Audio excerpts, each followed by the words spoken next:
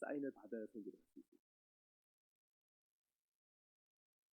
전도서 1장에서 솔로몬이 이제 지혜와 지식에 대해서 많이 얘기를 했죠. 근데 결국 그 내린 결론이 뭐였습니까? 이 많은 지식을 더한 게 만물을 피곤하게 하고 내게는 근심을 더한다. 그런 결론을 내렸어요. 그래서 이제 솔로몬이 그 방향을 완전히 바꿉니다. 그러니까 1장에서는 좀 쉽게 얘기하면 고차원적인 즐거움, 지적인 즐거움을 추구했다고 한다면 그게 실패했잖아요. 다 헛되다 그랬으니까. 그러니까 이제는 아예 저차원적이고 말초신경을 자극하는 감각적인 즐거움을 추구하기로 마음을 먹어요. 그래서 1절에서 그런 말을 하는 겁니다. 1절 다시 읽어봅시다. 시작.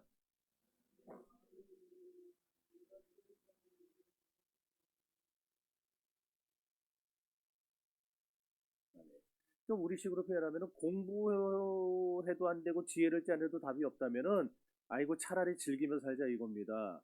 이게 오늘날 현대인들이 내리는 결론하고 참 흡사하지 않습니까? 인생 뭐 있냐? 그냥 먹고 마시고 즐기고 남는 게 인생이지. 그렇게 해서 솔로몬이요, 역사상 누구도 도달해보지 못했던 쾌락의 정점에 직접 서보게 되는 겁니다. 왕이었으니까 얼마나 권력이 강했겠어요. 절대 권력 가졌죠. 무한한 재물을 가지고 그냥 인간이 누릴 수 있는 모든 말초적인 그런 즐거움들을 다 실험해 보는 거예요. 근데 그걸 다 실험하고 이따가 마지막에 나오지만 11절에서 뭐라고 합니까? 결과가 또 보라 이것도 헛되다라는 겁니다. 그런데 솔로몬이 지금 이렇게 다 해봤어요. 고차원적인 실험도 해봤고 저차원적인 실험도 해봤고 다 해본 다음에 내린 결론이 이것도 저것도 다 헛되다라는 거였거든요. 근데 문제는 오늘날 교회 다니는 사람들 중에 솔로몬의 이런 참 실험을 그냥 자기가 직접 재현해보고 싶어하는 사람들이 있다라는 게 문제입니다. 그러니까 적당히 세상의 즐거움도 맛보고 적당히 죄짓다가 나중에 회개하면 되지 하는 그런 아니란 생각으로 살아가는 사람들이 있는데 그게 과연 그렇게 생각처럼 쉽게 되겠냐 그겁니다. 하나님을 섬기지 않는 사람들은요, 이 즐거움을 뭐라고 생각하냐? 쾌락을 즐거움이라 생각을 해요. 하나님 없는 사람 그게 단조합니다. 그러나 여러분, 그런 쾌락은요, 우리의 심령에 진짜 만족을 주지 못해요. 왜냐하면 육신적인 쾌락이라는 게 이게 진통제 같은 겁니다. 지금 아프니까 이 고통을 잊기 위해서 진통제를 먹으면 지금은 낫죠. 근데 약효 떨어지면 다시 전보다 더 배가 아파오는 거예요. 더 심각하게 아파오는 겁니다. 그래서 육신의 이런 활락이죠, 활락. 육신의 쾌락 이런 것들은요 우리에게 만족을 주는 게 아니고 더 큰 한숨과 더 큰 문제를 우리 가운데 끌고 들어오는 문제가 되는 거예요. 그래서 오늘 우리가 이 시간에 솔로몬의 이런 쾌락 실험 보고서를 보면서 우리 안에 도사리고 있는 이런 자아숭배의 우상들을 박살내야 합니다. 그리고 하늘로부터 내려오는 신령한 기쁨을 회복하는 시간들이 될 수 있기를 바랍니다. 그럼 이제 솔로몬이 여기서 말하고자 하는 게 뭐냐? 첫째는 하나님이 없는 즐거움은요, 영혼을 치유하지 못한다는 거예요. 영혼을 치유하지 못하니까 어떤 짓이냐? 미친 짓에 불과하다라는 겁니다. 1절과 2절 다시 읽어봅시다.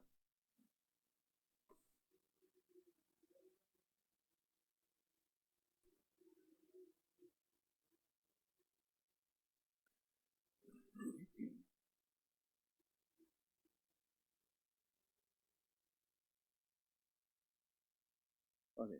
지금 솔로몬이요, 내가 시험 삼아, 이 시험 삼아라는 말이요, 영어 성경에 보면은 I will test you라고 돼 있어요. 그러니까 이게 뭔 말이냐면 솔로몬이 지금 어떻게 하다 보니까 하다가 죄를 진 게 아니고 우발적으로 죄 진 게 아니고 일부러 의도적으로 죄를 지었다는 말이에요.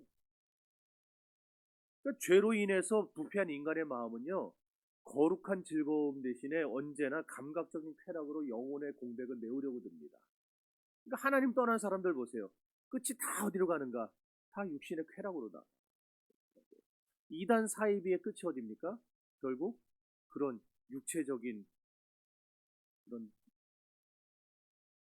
뭐죠? 아무튼 성적인 죄 이런 걸로 끝이 나요. 이단 사이비들을 보면.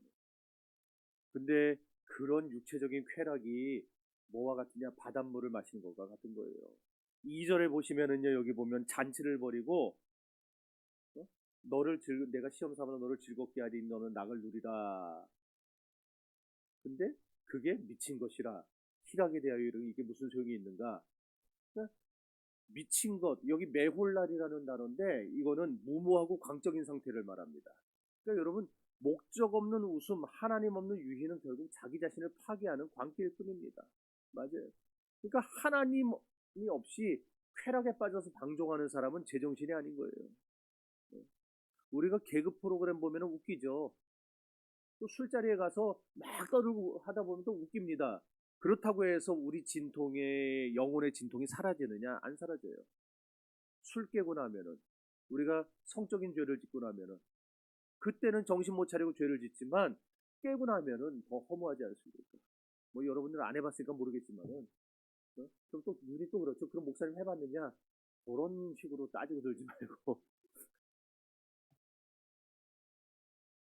여러분 우리가 늘 생각해야 될 것이요. 내가 하나님 앞에 단독자로 서게 될 때에 나는 어떤 표정을 짓게 될까? 그걸 한번 좀 생각을 해보세요. 우리는 언젠가 하나님 앞에 다 서게 됩니다. 그때는 이렇게 뭉태기로 가서 서지 않아요. 자, 더함교회 다 들어오세요. 그래서 우리를 한꺼번에 면접 보지 않으세요. 다 한 사람 한 사람씩 들어갈 겁니다. 얼마나 떨리겠어요. 최종 면접인데. 근데 그 하나님 앞에 섰을 때 하나님이 내게 무슨 말을 하실 것인지, 나는 또 그 하나님 앞에서 어떤 표정을 지을 것인지, 하나님의 말씀 한마디 한마디 우리 표정이 달라질 텐데. 그런 걸 좀 생각하면서 오늘 우리가 살아가는 이 세상에서의 생활들을 좀 절제할 건 절제하고 끊을 건 끊고 이렇게 해야 될 필요가 있습니다. 여러분, 세상 즐거움은 잠깐 고통을 잊게 해주는 마취제예요. 마취제. 치료제가 아닙니다. 마취 기운이 사라지면 죄의 통증이 더 심하게 다가오는 거예요. 그러므로 우리들은 하나님 없는 즐거움을 추구해서는 안 된다. 우리는 늘 그런 것들은 우리 영혼을 치유 못하는 미친 짓에 불과하다. 이 생각을 분명히 갖고 살아갈 수 있기를 바랍니다. 두 번째로 육신의 정욕을 채우려는 모든 시도는 결국 우리 영혼을요 짐승의 수준으로 끌어내리는 거예요. 3절을 시작.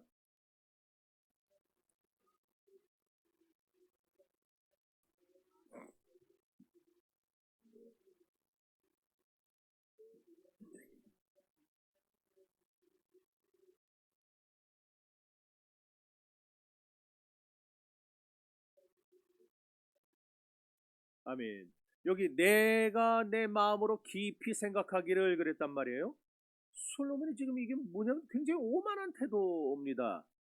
여러분 사람이 술 취하는 것을 자기가 스스로 이렇게 조작이 가능합니까? 이게 조작이라고 하니까 좀 말이 그런데 그런 말 있죠. 처음에는 사람이 술을 마셔요. 근데 나중에 되면 어떻게 되죠? 술이 술을 마시고 나중에 술이 사람을 마신다 그러잖아요. 그죠? 그러니까 타락한 인간은요 죄의 유혹을 조절할 수 없어요. 내가 요 정도만 있다고 내가 딱 관둬야지.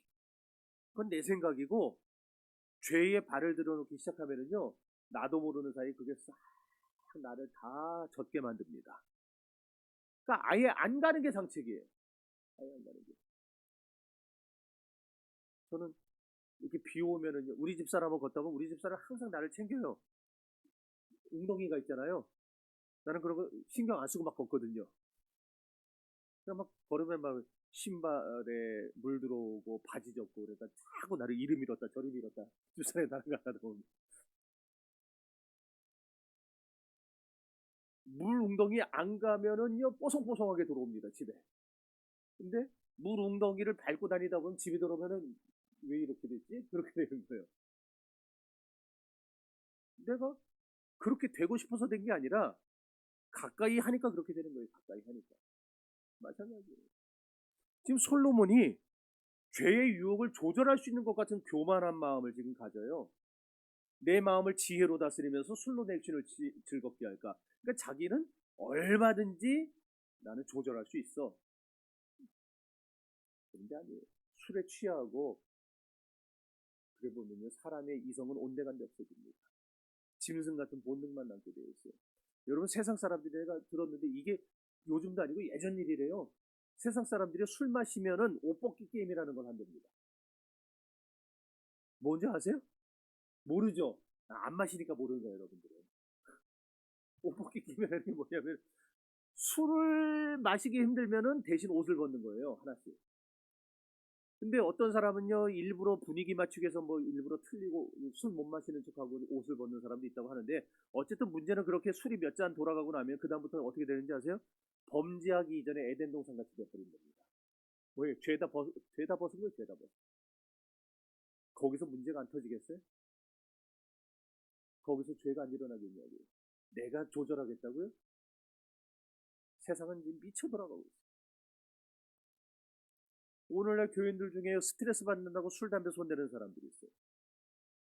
막 게임에 빠져 사는 사람들이 있어요. 불쌍합니다. 밤에 퇴근해가지고 맥주 한 캔 정도는 괜찮겠지. 뭐 하나님도 이 정도는 눈 감아줄 거야. 막 그럽니다. 예수님도 포도주를 드셨다는 의미로 만들어 드셨다고. 아니 누가 그럽니까 누가? 어? 그게 바로 내가 어떻게 하여 내 삶을 즐겁게 할까? 솔로몬이 쾌락에 몰두했던 그 솔로몬의 실패를 답습하는 똑같은 행동이에요. 우리가 내 스스로 내가 나를 조절할 수 있을 것 같고 죄를 조절할 수 있을 것 같고 이 솔로몬의 교만을 지금 우리가 똑같이 따라가고 있는 겁니다. 죄는 가까이 안 하는 게 상책입니다. 아예 예수님 그랬잖아요. 악은 그 모양이라도 버려라 그랬단 말이에요. 모양이라도. 근데 우리는 자꾸 내가 그거 하면서 나는 얼마든지 나를 절제할 수 있어. 이건 착각이에요. 진짜. 고린도전서 6장 19절 말씀 여러분 아마 다 기억하실 겁니다. 우리 몸을 가리켜서 바울이 그렇게 말을 했어요. 너희 몸이 하나님의 영이 거하시는 성령이 거하시는 전인 줄을 알지 못하느냐. 눈에 보이는 이 예배당도 성전이라고 할 수 있겠지만 그러나 진짜 의미의 성전은 여러분의 몸입니다. 여러분이 그 안에 예수를 모시고 살아가니까 성령을 모시고 살아가니까 근데 그 성전에서 우리가 오물을 들이붓고 쾌락의 구판을 벌이고 하나님 기뻐하실 일이겠냐고요. 그러면서 우리가 뭐 온갖 그냥 그냥 나를 그냥 변명하고 합리화한다고 해서 우리끼리는 사람끼리는 아이고 그래 하고 넘어갈 수 있겠지만 과연 성령께서 하나님께서 그걸 이해해 주시겠냐고. 이해가 아니라 그걸 놔두시겠냐고요. 그런 삶을. 육신을 즐겁게 하려는 모든 시도는 결국 우리의 영혼을 질식시킵니다. 나아가서 하나님과의 모든 관계를 파탄시키는 거예요. 그러므로 솔로몬 같은 이런 어리석은 짓을 우리가 할 생각 자체를 버려야 돼요. 이제 돌이켜야 되는 겁니다. 내가 얼마든지 날 조정할 수 있어. 날 조절하고 내가 절제할 수 있어. 그건 내 생각이고 타락한 인간이 절대 못합니다. 한번 손대기 시작하면 걷잡을 수 없이 빠져들거든요. 그래서 저는 죄 지을 때를 일부러 안 가.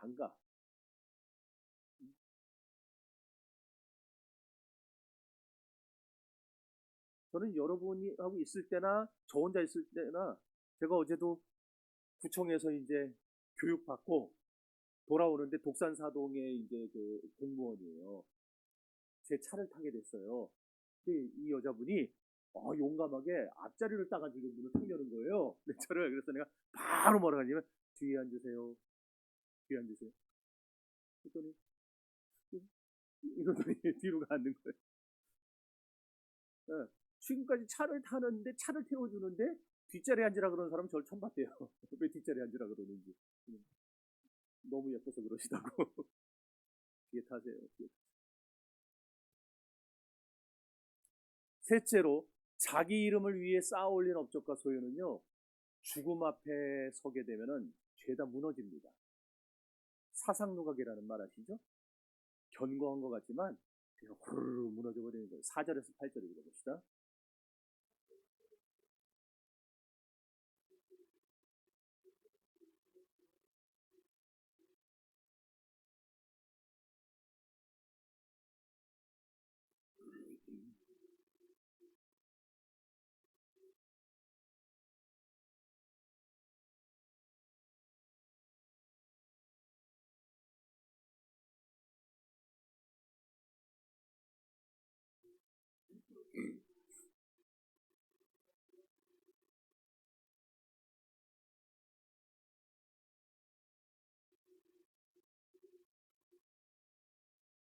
아멘. 지금 이게 솔로몬이 벌인 거대한 국책 사업들, 뭐 토목공사들을 얘기하는 건데, 근데 여기 보면은 이제 뭐라 그랬냐니까 내가 나를 위하여 그랬어요. 그러니까 솔로몬이 벌인 이 모든 엄청난 일들이 주를 위하여 한 게 아니고 자기를 위하여 한 거예요. 자기를 위하여. 무슨 일들을 했습니까? 자기를 위해 집을 사고, 자기를 위해 연못을 파고, 자기를 위해 노비를 사고, 자기를 위해 은금을 쌓았어요. 돈을 벌었다는 거예요. 그리고 심지어 많은 처첩들을 거느린 것도 뭡니까? 주를 위해서가 아니라 자기의 쾌락을 위해서 한 결정이었어요. 물론 솔로몬이 처음에 성전을 짓기 시작할 때까지만 해도 이렇지는 않았겠죠. 처음에는 받은 은혜에 대한 감격이 있었을 겁니다. 그러니까 일을 하겠지. 하지만 얼마 못 가 그런 감격은 사라져버렸고, 그때부터 솔로몬이 하나님이 아니라 자신의 왕국을 견고히 하는 일에 모든 에너지를 쏟기 시작한 겁니다. 여러분, 이것이 세상 향락에 빠져 사는 사람들의 인생 철학이에요. 돈이든 사업이든 능력이든 권세든 지식이든 모든 게 다 자기 건 줄 아는 겁니다. 내가 나를 위하여. 다 내 거예요, 다 내 거예요. 그래서 자기 즐거움을 위해서 쓸 때는 아깝지가 않습니다. 펑펑 써요, 펑펑 써. 하지만 남을 위해 쓰고 하나님을 위해 쓰자고 하면 벌벌 떱니다. 이게 인간의 비극이에요. 하나님께 대하여 풍요롭고 내게 대하여는 인색할 줄 알아야 되는데 거꾸로 돼가지고 내게 대하여는 너무나 풍요롭고 하나님께 대하여 인색해지는 거. 이게 지금의 세태의 모습이에요. 우리 어른 세대들은요, 그래도 그 감사한가만 그래도 막 해요, 막 헌신해요. 근데 지금 젊은 세대로 내려갈수록 감사 헌금이라는 게 없어요. 감사할 게 진짜 없어서 그런 건지 우려되는 것은 하나님이 아니라 자기를 위하여 일하기 시작하고 자기를 위하여 모든 것을 사용하기 시작할 때 결국 솔로몬의 실패가 다시 내게서도 반복이 될 수 있다는 거예요. 또 우리는 나를 위해서 살면 그럼 진짜 만족할까? 솔로몬 보세요. 솔로몬 성공한 사람 아닙니까? 9절 보시면은 내가 나보다 먼저 예루살렘에 있던 모든 자들보다 더 창성했다 그랬어요. 그러니까 솔로몬 이전에 살았던 그 누구보다 솔로몬은 대단하게 만족할 만큼 어마어마한 삶을 산 사람이에요. 그런데 이 거대한 업적의 결론이 뭐예요? 사람이 제 아무리 바벨탑을 건설해도 견고하게 쌓아봐도요, 하나님의 입김만 보면 무너지는 게 세상 바벨탑이에요. 여러분은 지금 그렇다면 무엇을 위해 살아가고 계십니까? 하나님의 나라를 위해서 일하고 계십니까? 아니면은 자기를 위하여 집을 사고 자기를 위하여 노후 대책을 만드는데 바쁘십니까? 솔로몬이 가진 그 엄청난 궁궐들, 보물들, 그 화려한 궁전들, 여름 궁전, 겨울 궁전이 있었어요. 그 엄청난 궁전들이 지금 하나라도 남아 있습니까? 하나도 안 남아 있어요. 도리어 세상 이방 나라의 그런 뭐 신전들, 뭐 화려한 것들은 남아 있죠. 그래서 관광객들을 막 불러 모아요. 근데 하나님을 믿는다고 하면서 세상적으로 살아간 사람의 모든 것은 하나님 다 무너뜨려 버리세요. 남아있질 않구나. 전부 흔적도 없이 사라지고 말았어요. 성도 여러분, 하나님 없는 성공은 보람 있는 수고가 아닙니다. 그건 지금은 화려하지만 결국 자살행위입니다. 그러므로 우리는 하나님 없는 성공을 꿈꾸지 말고 하나님 안에서 살아가는 일에 우리가 힘을 쏟아야 할 것입니다. 죽음이라는 거대한 파도가 밀려오면 우리가 그동안 모래 위에 힘겹게 쌓아 올린 모든 성공의 성들, 모래사장에서 여러분 많이 만들어 보셨잖아요. 아무리 잘 만들어 놓는데 그거 뭐합니까? 파도 한번 왔다 가면 싹 다 쓸려가는 거예요. 죽음이라는 파도가 밀려면 우리 인생이 그렇게 되는 거예요. 그냥 열심히 나를 위해서 쌓아봤자 남는 게 없어요. 그러나 주를 위한 수고는 결코 헛되지 않습니다. 주님을 위한 섬김은 하늘에서 해와 같이 영원토록 비침을 받습니다. 사람의 소유가 우리를 구원하지 못해요. 사람의 업적이 하나님 앞에서 우리를 변호하지도 못합니다. 세상의 풍요에 취해서 영적 파산을 맞는 어리석은 자가 되지 마시고 우리가 하나님을 붙잡는 믿음의 성도들이 될 수 있기를 바랍니다. 넷째로, 해 아래에서의 모든 수고는 다 뭐와 같으냐? 바람을 잡으려는 것과 같아. 실체가 없다라는 거예요. 11절.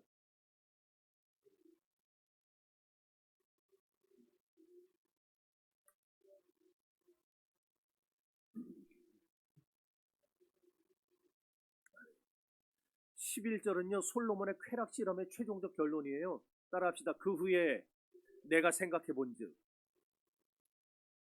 이제 그 육체의 쾌락을 추구하던 광란의 축제가 끝나고 난 다음에 모든 것이 그냥 마치 조명이 꺼진 것처럼 조용해지니까 혼자 남은 솔로몬이 자기 손을 내려다봅니다. 금반지가 끼워져 있고 권력의 호를 쥐었던 그 손입니다. 그런데 지금 그 손에 잡힌 게 뭐냐? 바람이래요. 여기 바람을 잡으려는 것이란 말은 레우트 누아흐라는 말인데 바람을 뒤쫓는 것이란 뜻입니다. 여러분, 바람 잡으려고 백날 뒤쫓아다녀 보세요. 바람 잡을 수 있나? 그리고 막상 잡았다고 느꼈는데 펴보면 남아있는가? 여기도 없어요. 피면은. 근데 우리가 지금 그렇게 살아가고 있지 않느냐 그 말이에요. 돈이라는 바람, 명예라는 바람, 자식 성공이라는 바람을 잡으려고 평생을 헉헉거리며 살아왔습니다. 근데 정작 손을 펴보니 텅 비어있는 비참한 현실. 우리가 세상 즐거움에 취해 있는 동안 그 사실이 잘 안 보여요. 하지만 하나님의 심판대 앞에 서는 그날에는요, 우리 앞에 주마등처럼 지나가게 될 것입니다. 뼈저리게 우리가 깨닫게 될 거예요. 아, 내가 평생 그림자 잡으려고 살아왔구나. 잡히지 않은 바람 잡으려고 내가 쓸데없이 내 생명을 엉뚱한 데다 허비했구나. 성도 여러분, 우리 무익한 것에 목숨 걸지 맙시다. 무익한 것은 가치가 없다라는 말. 다시 말해, 가치가 없다는 것은 남는 게 없다는 말이에요. 여러분, 밤잠 안 자고 수고해서 얻은 것들 중에 영원히 남는 것은요, 하나라도 있는가? 없어요. 오직 남는 것은 뭐냐? 주를 위해서 한 일만이 영원한 상급으로 남는 겁니다. 그래, 주를 위해 사시기 바랍니다. 마지막 다섯째로, 참된 즐거움은 그래서 우리가 어디서 발견해야 되느냐? 오직 예수 안에서만 발견해야 됩니다. 성도 여러분, 솔로몬이 이렇게 철저하게 실패한 이유가 뭐예요? 그건 바로 기쁨의 근원을 잘못 찾았기 때문이에요. 사람은 창조될 때부터 하나님으로만 만족하도록 창조가 됐어요. 제가 여러 번 얘기했죠. 사람이라는 헬라어 단어가 안트로포스입니다. 안트로포스라는 말은 위를 쳐다보는 사람이에요. 우리는 하늘을 바라보며 살도록 지음을 받았어요. 하나님을 바라보며 하나님과 교제하며 살도록 지음을 받은, 창조함을 받은 자들이에요. 그런데 그런 우리가 짐승처럼 술이나 여자나 세상의 돈으로 만족을 누리며 살려다 보니까 우리 영혼이 비명을 지르는 거예요. 제가 그런 친구를 봤어요. 밤에 잠 깨서 화장실 가는 게 싫어갖고 물 안 마시는 분들 있죠, 저녁에. 네. 아, 저도 그랬거든요. 내가 근데 오늘 내가 그걸 딱 보고 안 되겠다. 나 이제 오늘부터 물을 내가 자기 먹어야 돼. 근데 너무 마시는 것도 안 좋대요. 그 의사가 뭐라 그러냐면은 물이 들어가 주지 않으면 우리 소변이 독해진답니다. 그래가지고 이 독해진 소변이 자꾸 우리 방광벽을 때린대요, 자꾸. 그러니까 그 통증 때문에 깨는 거래요. 그래서 화장실을 가는데 가봐야 시원하게 나오는 것도 아니고. 그래서 물을 적당하게 먹어주는 게 좋다. 그러면서 진짜 꿀 있죠? 가짜 꿀 말고 사양볼 꿀 말고 진짜 꽃에서 딴 꿀. 그 꿀 한 티스푼으로 하나 요만한 종이컵에다가 하나 딱 하고 먼저 따뜻한 물을 받고 거기다 한 스푼 타고 그 다음에 소금인데 천일염이나 또 뭐라 그랬더라? 히말라야 핑크솔트? 그런 거. 그런 소금 야만큼 살짝 집어서 딱 떨어뜨려서 소금 잘 녹인 다음에 꿀 먹어갖고 그렇게 천천히 한 30분 동안 천천히 마시고 자면은 자기가 장담하더라고요. 절대 잠자는 동안에 깰 일 없다 그러더라고요. 내가 그래서 해보려고요. 오늘 그래서 내가 꿀은 지난번에 뉴질랜드 갔다 오는 분은 있어갖고 내가 마누카 꿀 사다 달라 그래서 꿀이 있어요. 소금 있냐고 아까 내 집에서 찾았는데 오늘 한번 해보려고. 잘 되면 알려드릴게요. 어쨌든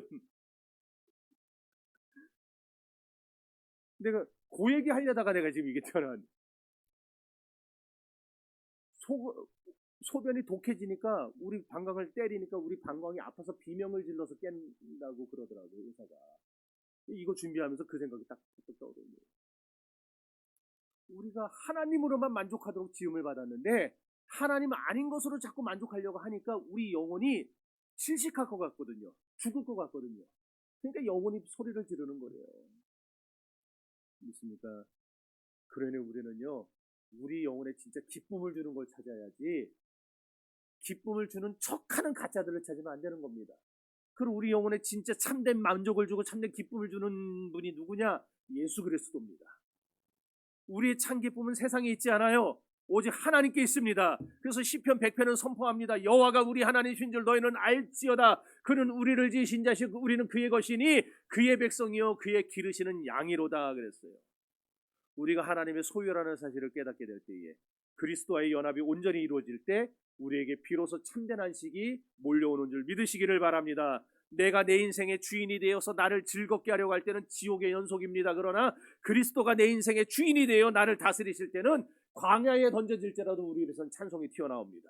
그래서 시편 103편을 보면은 우리에게는 사죄의 기쁨이 있어요. 영죽을 죄인이 죄로 예수 피로 씻음 받아서 하나님의 자녀가 된 이 기쁨, 세상이 줄 수도 없고 뺏을 수도 없다 그랬어요. 내 영혼이 은총 입어 중한 죄짐이 벗고 보니 슬픔 많은 이 세상도 천국으로 가도다. 할렐루야 찬양하세.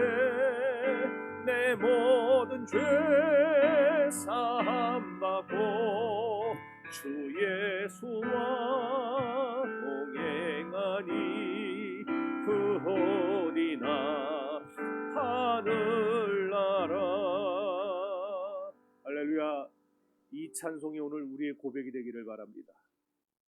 주님을 내 인생 주인으로 모시고 사는 사람은요, 어디를 가도 천국으로 변합니다. 어디를 가도 그곳이 하늘나라입니다. 그러나 죄사함이 없는 즐거움은요, 사형수가 마지막 먹는 만찬가루 같은 거예요. 여러분, 그게 맛있겠어요? 그거 먹는다고 즐겁겠습니까? 안 즐겁죠. 즐거우면 공포일 겁니다. 왜? 다 먹고 나면 죽을 테니까. 하지만 예수 안에 있는 자에게는 결코 정죄함이 없어요. 우리가 비록 지금 사망의 음침한 골짜기를 걷는 것 같을지라도요, 해 입을 것을 두려워하지 않을 수 있는 담대함이 예수 믿는 성도들에게는 있는 줄 믿으시기를 바랍니다. 어째서 그러냐? 시편 23편에서 고백했잖아요. 여호와가 우리의 목자가 되어주시기 때문에. 그러니까 하나님만 붙들고 가세요. 하나님. 그러니까 오늘도 내일도 모레도 글피도 여러분 하나님만 붙들고 사시기를 바랍니다. 목자 되신 주님이 우리를 자녀 삼아 주시고 우리가 동행해 주십니다. 그분께서 지금 이 순간도 여러분을 인도하시고 여러분을 보호하심을 믿으십시오. 일평생 하나님과 동행했던 에녹같이, 주님 품 안에서 주님만 바라봤던 이 사도 요한같이, 예수님 발 아래에서 말씀을 들었던 마리아같이 그런 사람들이 될 때 기쁨을 맛보는 인생이 될 수 있는 거예요. 이 영원한 소망의 기쁨을 날마다 맛보며 살아가는 저와 여러분 되시기를 바랍니다. 그것이야말로 솔로몬이 1000명의 여자에게서도 맛보지 못했던 진정한 기쁨이요 즐거움입니다. 우리는 그 즐거움을 맛볼 수 있어요. 누릴 수 있습니다. 우리가 예수 안에 붙어 있고 예수님께서 우리 안에 계시는 한 우리는 그런 즐거움을 날마다 맛볼 수 있습니다. 말씀을 맺읍시다. 세상적인 즐거움에 속지 마십시오. 세상 즐거움은 외적인 기쁨입니다. 화려한 포장지로 감싸놨지만 열어보면 독약이 들어있는 것과 똑같습니다. 그러나 하나님께로부터 오는 기쁨은 내적인 기쁨이요 마르지 않는 샘물입니다. 세상의 기쁨이 감각적 기쁨이라면, 그래서 안목의 정욕, 육신의 정욕, 이생의 자랑뿐이라면 하나님께로부터 오는 기쁨은 영적인 기쁨입니다. 세상의 기쁨은 아침 한기와 같아서 일시적입니다. 그러나 하나님 주시는 기쁨은 환경을 초월하는 영원한 참 기쁨입니다. 그렇다면 여러분은 이 두 가지 기쁨 중에서 어떤 기쁨을 원하십니까? 찰나적인 세상 기쁨, 육신적인 그런 즐거움을 원하십니까? 아니면 영원한 하늘의 기쁨, 심령의 즐거움을 원하십니까? 오늘 솔로몬의 이 반성문을 여러분 주의 깊게 살펴보시고 마음에 새기십시오. 더 이상 손에 잡히지도 않을 헛된 바람이나 잡으려고 인생 낭비하지 맙시다. 자기 자신을 위하여 쌓아올린 탐욕의 바벨탑을 오늘 우리가 이 밤에 십자가 앞에 다 무너뜨립시다. 겸손히 주님 앞에 엎드려서 주님 한 번만으로 만족하는 거룩한 인생이 되게 해달라고 그렇게 간구할 수 있기를 바랍니다. 이 밤에 세상이 줄 수 없는 하늘의 평강과 기쁨으로 충만해서 날마다 주님과 동행하는 에녹과 같은 성도들이 되시기를 주의 이름으로 축원합니다.